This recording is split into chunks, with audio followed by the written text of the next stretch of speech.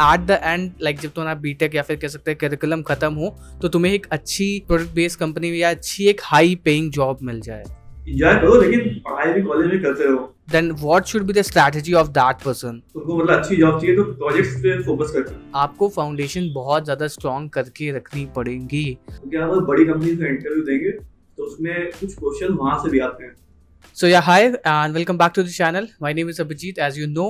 And आज हमारे साथ एक बहुत ज़्यादा स्पेशल गेस्ट हैं एंड वो भी एक सॉफ्टवेयर इंजीनियर है एंड उनकी आज जर्नी जानेंगे that how he started.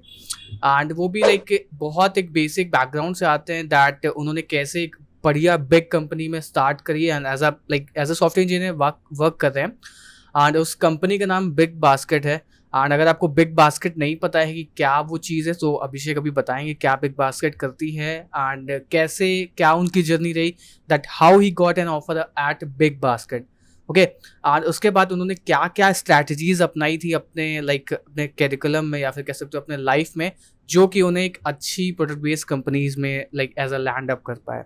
And उसके बाद में काफ़ी सारी चीज़ें एक्सप्लोर करेंगे एंड उनसे काफ़ी सारी चीज़ें जानेंगे। सो स्टार्ट करते हैं। सो सबसे पहले अभिषेक आप इंट्रोड्यूस कर दो हमारे व्यूअर्स को that who you are and what you do and आपने क्या बैकग्राउंड किया एंड बिग बास्केट आखिर करती क्या है। ओके सो हेलो गाइस, मेरा नाम अभिषेक राठौर है और मैंने 2017 में एनआईटी श्रीनगर से बीटेक की जर्नी अपनी स्टार्ट की। मेरा branch computer science and engineering था और 2021 में ग्रेजुएट हो गया। और जैसे कि नॉर्मली कॉलेज प्लेसमेंट्स एनआईटी में अच्छे ही होते हैं, तो मेरा भी 4th ईयर में प्लेसमेंट शुरू करते शुरुआत में ही, और बहुत सारी कंपनीज कॉलेज विजिट किया। उसमें से मैंने in the end big basket में ऑफर एक्सेप्ट कर लिया था। तो यही थी मेरी कॉलेज की छोटी सी जर्नी और प्लेसमेंट भी अच्छा था। और बिग बास्केट एक्चुअली करती क्योंकि a lot of people don't really know about what big basket Yes, is. yes, yes. I know So a lot of people know big basket but actually में एक overview देना is it's a kind of yes, good yes, thing. yes. तो BigBasket एक grocery platform है basically. So kitchen, आप kitchen से related जितने भी आइटम्स होते हैं, और be it groceries, be it kitchen appliances, be it anything related to kitchen, तो बिग बास्केट उसको मतलब डिलीवरी करता है, ऑनलाइन डिलीवरी। Yes. अब इनके ऑफलाइन स्टोर्स भी खुले हैं कुछ बैंगलोर से। तो हाँ, it's a good product based. और it's a kind of e-commerce जहाँ पे आप ग्रोसरीज एंड होम यूटेंसिल्स की चीज़ों को खरीद सकते हो। Yes yes yes. Okay, so Abhishek when you are in the जब स्टार्टिंग में तो यार कोई इतना ज़्यादा ध्यान नहीं देता है, सब एनआईटी जाते हैं, उसके बाद काफ़ी इंटरेस्टिंग जर्नी होती है तो सो बहुत हल्का हल्का चीज़ें चल रही होती है ना। So how did you started कि तुम्हें कैसे लगा अब प्लेसमेंट का टाइम है एंड क्या क्या वो चीज़ें पढ़नी चाहिए जिससे एट द एंड जब तुम्हारा बीटेक या फिर कह सकते हैं करिकुलम खत्म हो तो तुम्हें एक अच्छी प्रोडक्ट बेस्ड कंपनी में या अच्छी एक हाई पेइंग जॉब मिल जाए। ओके सो पहले मैं बताना चाहूँगा कि हर एक सॉफ्टवेयर इंजीनियर पढ़ाई बेसिक लगभग सबकी सेम होती है, लेकिन कॉलेज का माहौल कॉलेज से कॉलेज डिपेंड करता है, किस तरह की कंपनीज आती है कॉलेज में। तो पहली चीज़ ये है कि आप कुछ अच्छे सीनियर्स बनाए अपने फर्स्ट ईयर से ही, जो कि आपको गाइड कर सकें। ओके, ये बहुत ज़रूरी है क्योंकि हर कॉलेज का कल्चर अलग होता है, कॉलेज में अलग अलग टाइप की कंपनीज आती हैं। So they would be better in guiding you towards your good journey. और मैं ये बोलूँगा, एंजॉय करो लेकिन पढ़ाई भी कॉलेज में करते रहो, क्योंकि एंजॉयमेंट सारा करते होगे तो इन दी एंड लास्ट ईयर में प्रॉब्लम होगा थोड़ा। और क्या क्या तो स्ट्रैटेजीज अपनाई थी कौन कौन से बेसिक्स जो कह सकते हो सब्जेक्ट्स रहते हैं जिन पे फोकस करना चाहिए apart from data structure, because we know that data structure is quite very important and what were कौन कौन सी वेबसाइट से तुमने पढ़ा और ये सारी चीज़ें काफ़ी एक समझो एक स्टूडेंट है and he is in tier 3 tier 2 college and he wants to get job in a very good product based company or you can say a very high paying job, then what should be the strategy of that person? Okay so data structure algorithm तो करना ही हो तो must है। Okay. इसके अलावा interviews में जो problem आती है नॉर्मली वो लीड कोड से होती है। तो Okay. लीड कोड जरूर करो। और इसके अलावा अगर तुमको मतलब अच्छी जॉब चाहिए तो प्रोजेक्ट्स पे फोकस करना। इंटर्नशिप करो या ना करो इतना मैटर नहीं करता है, लेकिन प्रोजेक्ट्स और जो भी तुमने प्रोजेक्ट्स बनाए हैं उनका नॉलेज होना बहुत जरूरी है।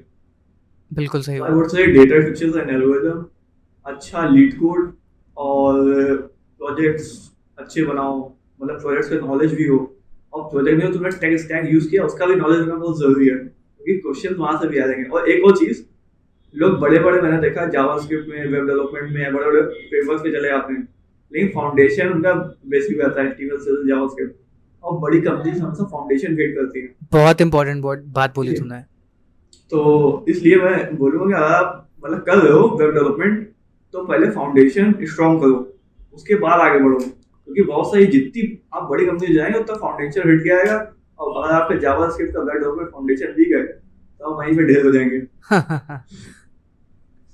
मतलब जो बड़ी बड़ी कंपनीज होती है वो फ्रेशर से ये उम्मीद रखती है, ना कि आपके पास बिग नंबर ऑफ फ्रेमवर्क्स हो, या फिर आपके पास आपने 3 4 5 6 प्रोग्रामिंग लैंग्वेज अपने रिज्यूमे में लिखी हो, but you should focus on one programming language and foundation should be very clear. Yes yes, है ना, लाइक वो मेजोरिटी ऑफ टाइम आपके आपके प्रोजेक्ट्स में देखेंगे कि आपने अगर ये चीज़ इम्प्लीमेंट करी, then what was the like क्या सोल्यूशन था, क्या तुम्हारे दिमाग में आ रहा था जो तुमने ये चीज़ इम्प्लीमेंट करी, एंड इस तरीके से। तो वो बहुत इंपॉर्टेंट चीज़ है। मैं जैसे कि थोड़ा बताता हूँ अपने बिग हाँ, बास्केट का जो इंटरव्यू था, तो उसमें CSS से बहुत खतरनाक क्वेश्चन थे। आप मतलब समझ सकते हैं कि CSS से कोई क्वेश्चन पूछेगा। हाँ, सही बात है। तो और HTML से भी मतलब ऐसे क्वेश्चन थे, मतलब माइंड बॉगलिंग, कि आप मतलब कंफ्यूज हो जाएंगे कि किसने क्या बोले। तो HTML CSS भी मतलब लगती है कि छोटी चीज़ है, लेकिन उसमें से क्वेश्चन अच्छे बन जाते हैं। सही बात। अभी लोग क्या करते हैं, लोग फैंसी टर्म की तरफ जाते हैं, लाइक रिएक्ट की तरफ जाएंगे, रिडक्स हो गया या एंगुलर हो गया, इन सब पे ज्यादा फोकस करते हैं। बट वही अगर तुम उनसे बोल दो कि that implement this kind of UI, अगर हम इस पे क्लिक करें तो एक बबल सा इफेक्ट आए, वो चीजें बहुत ही कम लोग कर पाएंगे, है ना। वो चीज बहुत इंपॉर्टेंट होती है। अगर आप फ्रंट एंड डेवलपमेंट में हो, देन आपको फाउंडेशन बहुत ज़्यादा स्ट्रॉन्ग करके रखनी पड़ेंगी।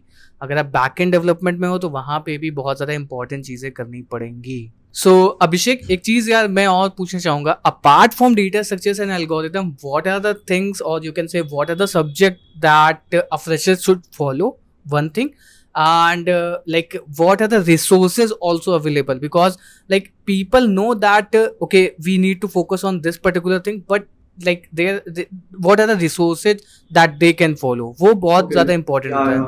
So like please tell about that thing also. Okay, so apart from data structure algorithm, हमको core जो fundamentals होते हैं अपने कंप्यूटर साइंस से, उस पर भी फोकस करना चाहिए। क्योंकि आप बड़ी कंपनीज में इंटरव्यू देंगे तो उसमें कुछ क्वेश्चन वहाँ से भी आते हैं, जैसे कि DBMS हो गया। और मैं चीज़ बताना चाहूँगा, DBMS में जैसे हम लोग कॉलेज में पढ़ते हैं, तो कॉलेज में हमारे सब्जेक्ट होता है DBMS में, तो वो बहुत ही थ्योरेटिकल होते हैं। तो अगर आप वो सब्जेक्ट पढ़ रहे हो, थ्योरी तो ठीक है, लेकिन उसका प्रैक्टिकल इम्प्लीमेंटेशन भी देखो। सही बात है। कॉन्सेप्ट भी देखो, वो कहाँ पे इम्प्लीमेंट हुआ है। आपने जैसे कि DBMS पढ़ रहे हैं, तो DBMS में आपने कोई समझिए उठाया एक MySQL या MongoDB, तो अब आपने कोई एक उठाया तो उसके थोड़ी डेप्थ में जाइए। जैसे कि MongoDB में मैंने देखा है बहुत सारे लोग मीन स्टाइल लिख देते हैं अपने रिज्यूमे में, और फिर जब MongoDB से क्वेश्चन पूछो शार्डिंग क्या होती है, ये सब क्या होता है, शार्ट इंडेक्सिंग क्या होती है, शार्डिंग क्या होती है, और की शार्ट्स क्या होते हैं, उधर फिर हालत खराब हो जाती है। हाँ, तो बस मतलब प्रोग्रामिंग अलग चीज है, लेकिन उससे पर्टिकुलर लैंग्वेज या फ्रेमवर्क के जो कॉन्सेप्ट्स होते हैं इन डेप्थ, जिससे उसकी परफॉर्मेंस आती है, जो उसका कोर होता है, वो नहीं आता है। सही बात जैसे है। मैं बताना चाहूंगा कि MongoDB में कुछ मतलब मैंने मेरा जूनियर था, तो उसने बोला मुझको MongoDB आता है, तो मैंने उससे मतलब एक वैसे क्वेश्चन पूछा कि शार्डिंग क्या होती है, MongoDB एग्रीगेशन फ्रेमवर्क क्या होता है, तो वो सब मतलब उसको नहीं पता था, लेकिन वो मतलब ऐसा बहुत बोसफुली बोल रहा था कि आता है। उसमें उसकी गलती नहीं थी, क्योंकि उसको पता नहीं है अभी। सही कह रहा क्योंकि उसको सही से गाइडेंस नहीं मिला है, क्योंकि आपको जब पता ही नहीं है तो आप उसको ढूंढोगे कैसे पढ़ने के लिए। तो इसलिए मतलब जो भी आप पढ़ रहे हो, तो उसके फाउंडेशन को हमेशा मजबूत करो, फिर आगे बढ़ो। सही बात। जैसे डेटाबेस DBMS में ही बहुत सारे कॉन्सेप्ट्स होते हैं, लाइक ट्रांजैक्शंस हो गए, ग्रैनुलैरिटी करके होता है, और भी बहुत सारी इंडेक्सिंग हो गया, जैसे शार्डिंग बताया। इसके अलावा भी बहुत सारे टॉपिक होते हैं, कैसे लॉक लगाते हैं, जब बहुत सारे मल्टीपल कॉन्करेंसी कैसे अचीव करते हैं DBMS में, ये सारी चीजें बहुत इंपॉर्टेंट होती हैं। And same applies to operating system as well. वहाँ पे भी डेडलॉक होता है, और बहुत सारे एल्गोरिदम होते हैं, उन चीज़ों को इम्प्लीमेंट करना, वो सारी चीज़ें बहुत इंपॉर्टेंट होती है। और ऑपरेटिंग सिस्टम में भी जैसे कि बहुत सारा थ्योरी होता है, तो आप थ्योरी तो पढ़ रहे हैं ठीक है एग्जाम देने के लिए, लेकिन उसका प्रैक्टिकल इम्प्लीमेंटेशन क्या वो उस पर ध्यान दीजिए। सही, बहुत सारे कॉन्सेप्ट होते हैं, उसका मतलब देखिए किस तरह से इम्प्लीमेंट हुआ है कहाँ पे, तो उससे बहुत फायदा मिलेगा। और एक चीज और है, ये जो सब्जेक्ट्स होते हैं ना, इन्हीं सब सब्जेक्ट्स में मजा भी आती है जब तुम्हें बहुत मतलब बहुत ऐसा लगता है कि दिमाग के अंदर कोई फ्लूइड है जो फ्लो कर रहा है। जब ऐसी चीज पढ़ते हो डेडलॉक, अच्छा ये चीज ऐसे होती है ना, तब बड़ी मजा आती बहुत बहुत बहुत मजा आती है है। ना। वो मतलब बहुत जब कुछ इंपॉर्टेंट चीज है। नया सीखो ऐसा जिसमें मतलब ऐसा दिमाग बिल्कुल खुल जाता है, हाँ हाँ बड़ा हाँ, मजा आता है। वो ऐसा लगता है कोई फ्लूइड है जो फ्लो कर रहा है, वो पूरे दिमाग में बहुत ज्यादा अच्छे से मतलब डिसॉल्व हो रहा है। हम्म, अच्छा, तो ये चीजें बताइए। अब एक रिसोर्सेज बताओ, like we know that college में बुक्स होती हैं, but books like a lot of people don't yes really, yes. Book में बहुत ज्यादा इन डेप्थ नॉलेज होती है एंड उसको पढ़ने के लिए बहुत एक लंबा टाइम चाहिए होता है हाँ, तो पूरी बुक को अगर खत्म करने के लिए। अगर सो आपको वेब डेवलपमेंट सीखना है, मतलब from the very basic to very advance, UI UX design, web development fundamental, तो मेरे यूट्यूब चैनल पे एक वीडियो है, मैंने ओके, कंप्लीट वेब डेवलपमेंट का गाइड बताया हुआ है, तो आप उधर जाके वो चेक कर सकते हो, link in the description Abhijit लगा देंगे, बिल्कुल यू बिल्कुल कैन चेक बिल्कुल। That out. And also name the channel as well.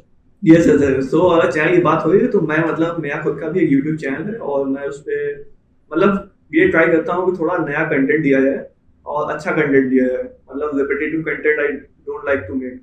सही तो बात है। आप चैनल का लिंक भी डिस्क्रिप्शन में मिल जाएगा, आपको चेक कर सकते हो। Okay great. और और डेटा स्ट्रक्चर्स एंड बाकी जो चीजें डेटा थी स्ट्रक्चर ओके, हाँ, और डेटा स्ट्रक्चर्स एंड एल्गोरिथम्स में आप कहीं से भी पढ़ सकते हो, बहुत सारे रिसोर्सेज हैं यूट्यूब पे, वो तो ठीक है, लेकिन पढ़ने के बाद इसका मेन इम्प्लीमेंटेशन आता है जब आप उसकी प्रैक्टिस करेंगे। जैसे कोडशेप हो गया, हैकर्स हो गया, और लीड कोड पे आप कर सकते हो, और कोड फोर्सेस, स्पॉज, बहुत सारे प्लेटफॉर्म्स हैं, आपको जो समझ में आए उससे करिए। एंड लेकिन तुम मैं बता अपने टाइम में पर्सनली कौन सा रिसोर्स यूज करते थे? लीड कोड पे ही स्टिक रहते थे नहीं नहीं या नहीं, अलग अलग जगह तो पे? मेरा ऐसा था कि शुरुआत में मतलब ज़्यादा अच्छे से आता नहीं था, हम्म, शुरुआत में थोड़ा इम्प्रूव करने के लिए मैंने हैकर से शुरू किया, ठीक है। तो मुझे थोड़ा इजी लगता था। हाँ तो हाँ, हैकर में जब मैं सफिशिएंट मतलब मुझे ऐसा लगने लगा कि मेरी रैंक अच्छी आने लगी है, मेरा इसमें निकल रहा प्रॉब्लम, उसके बाद मैं कोडशेफ पे गया, तो ठीक है। कोडशेफ में करना शुरू किया, फिर कोडशेफ में भी ठीक हो गया, फिर कोड फोर्सेस में थोड़ा गया, फिर उसके बाद मतलब जब लास्ट कुछ प्लेसमेंट के 6-7 महीने पहले से मैंने लीड कोड पे शुरू किया था, तो तब से मैंने लीड कोड किया, और उसके साथ साथ मैं ये कॉम्पिटिटिव करता था। ओके। और अच्छा, मैं प्रोजेक्ट्स पे मतलब उस टाइम पे तुमने क्या क्या चीजें करी थी लाइक? यस यस, तो मैं एक चीज़ बताना चाहूँगा, अगर आप प्लेसमेंट्स के लिए अच्छी कंपनी निकालना चाहते हैं तो कोर्सेप बहुत जरूरी है। ओके। कोर्सेप के जो शॉर्ट चैलेंजेस होते हैं, हाँ लॉन्ग हाँ, चैलेंज आप शुरुआत में प्रैक्टिस के लिए कर सकते हैं, लेकिन जो शॉर्ट चैलेंजेस हैं मेन वही होता है, क्योंकि आप कम समय होता है रियल इंटरव्यू में, रियल एग्जाम में, तो उसमें आप मतलब शॉर्ट चैलेंज दीजिए, उससे आपकी स्पीड और एक्यूरेसी दोनों बढ़ेगी। ओके। और हाँ, जो क्वेश्चन ना आए उसका एडिटोरियल देखना मत भूलिए। एडिटोरियल से एक चीज और अच्छी आती है, जब कोड तुम पढ़ोगे ना, फिर जब तुम लाइक डेवलपमेंट करोगे, डॉक्यूमेंटेशन पढ़ोगे, तो वो भी चीजें काफी इंप्रूव हो हाँ जाती है बहुत वहां पे बहुत। तुम्हारी। तो प्रोजेक्ट्स की बात कर लेते हैं, तो प्रोजेक्ट्स में आपने अगर कुछ भी चूज किया है, समझिए वेब डेवलपमेंट चूज किया है या मशीन लर्निंग चूज किया है, तो उसे बिल्कुल बेसिक और प्रोडक्ट में पढ़ेंगे, क्योंकि बेसिक से प्रोडक्ट सभी बना रहे हैं। थोड़ा सा ऐसा प्रोडक्ट होना चाहिए जिसमें सामने इंटरव्यू में दिखे कि आपने थोड़ी मेहनत की है। ये थोड़ा ब्रॉड प्रोजेक्ट हो गया, थोड़ा बड़ा प्रोजेक्ट हो गया, और थोड़ा मतलब जस्ट अनदर, मैंने देखा बहुत सारे लोग बस ई कॉमर्स वेबसाइट बना रहे हैं, तो थोड़ा सा अलग करो। सही बात है। अगर ई कॉमर्स बना भी रहे हो तो उसमें तुम एक तरीके का लाइक एल्गोरिथम लिख सकते हो जो प्रोडक्ट्स को खुद से खुद रिकमेंड करें, हाँ वही है वही। ना? हाँ कुछ कुछ मतलब कुछ उसमें डिफरेंट होना चाहिए जो इनोवेटिव लगे। होने चाहिए, है ना? कोई और मशीन लर्निंग मॉडल करके तुम रिकमेंड कर सकते हो कि अगर इसने ये खरीदा है तो इसके साथ में, जो कि अमेजोन वगैरह करते हैं, है ना? Hmm, recommendation system kind of thing.